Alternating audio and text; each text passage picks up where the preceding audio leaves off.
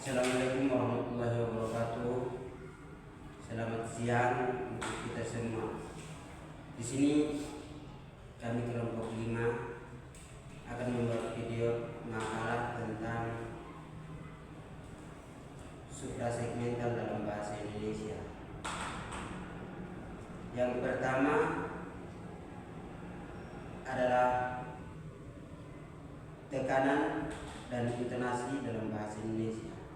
Pengertian intonasi. Intonasi merupakan sebuah ketetapan pengucapan serta irama kalimat dalam sebuah dialog. Definisi lainnya adalah akurasi pada pengajian tinggi rendahnya sebuah nada.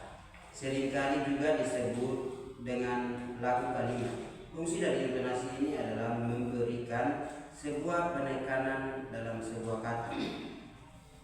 Sebuah kata titik bertujuan yang telah dihasilkan dapat disampaikan dari si penerima pesan, yang khususnya makna pada kata yang diucapkan.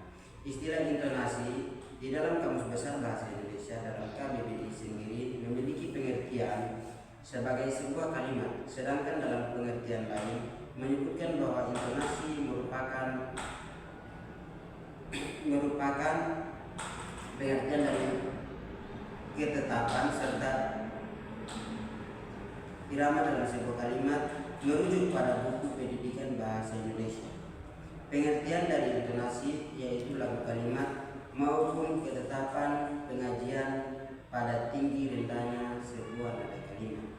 Bila kita memperhatikan dengan cermat tutur bicara seseorang, maka harus ujaran bentuk bahasa, dalam kurung bentuk bahasa yang sampai ke telinga kita terdengar seperti berombak-ombak. Hal ini terjadi karena bagian-bagian dari arus ujaran itu tidak sama nyaring diucapkan. Titik dan bagian yang diucapkan lebih keras, dan ada bagian yang diucapkan lebih lembut. Ada bagian yang diucapkan lebih tinggi dan ada bagian yang diucapkan lebih rendah. Ada bagian juga yang diucapkan lambat-lambat dan ada bagian juga yang diucapkan dengan cepat atau secara relatif lambat. Dengan suara yang meninggi, merata atau merendah, keseluruhan dari gejala-gejala ini yang dapat dalam suatu tutur disebut intonasi. Baik, saya akan melanjutkan untuk membaca kedua tekanan. Tekanan menyangkut masalah keras, bulatnya bunyi suatu beat segmental yang diucapkan dalam arus udara yang kuat sehingga menyebabkan amplitudonya melebar. Pasti diberangi dengan tekanan keras.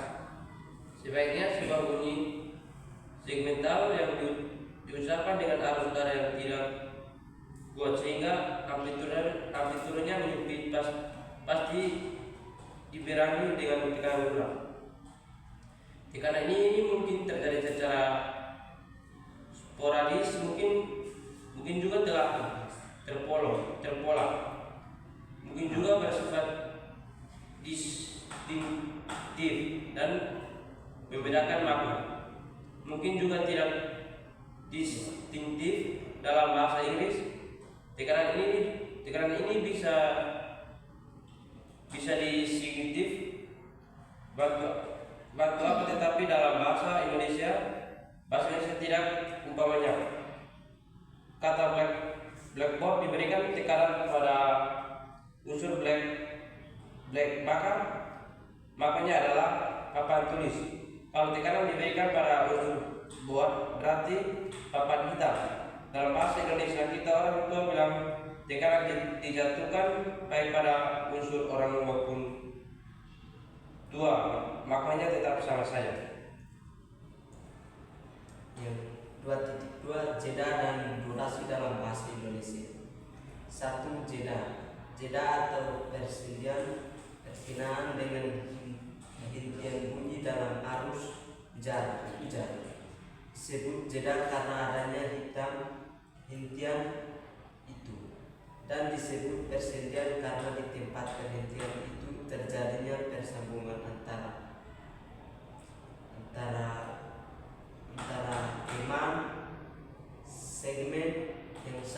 dengan segmen yang lain. Jeda ini dapat bersifat penuh dan dapat juga bersifat sementara. Titik biasanya dibedakan adanya sendi dan dalam atau internal, sonatur dan sendi luar atau open jumetur. Sendi dalam menunjukkan batas antara satu silaben dengan silaben yang lain. Sendi dalam ini yang menjadi batas silaben biasanya diberi tanda tambah, misalnya 16 per AM tambah BI 1, LM lam tambah U,